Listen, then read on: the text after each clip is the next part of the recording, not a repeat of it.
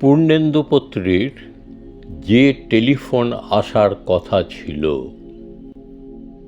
যে টেলিফোন আসার কথা সে টেলিফোন আসেনি। প্রতীক্ষাতে প্রতীক্ষাতে সূর্য ডোবে রক্তপাতে, সব নিভিয়ে একলা আকাশ নিজের শূন্য বিছানাতে। একান্তে যার হাসির কথা হাসেনি, যে টেলিফোন আসার কথা আসেনি, অপেক্ষমান বুকের ভিতর কাঁসর ঘণ্টা শাঁখের উলু 100 বনের বাতাস এসে একটা গাছে হুলুস্থুলু।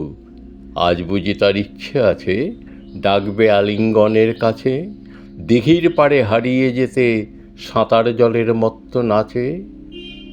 এখনো কি ডাকার সাজে সাজেনি, যে টেলিফোন বাজার কথা বাজেনি।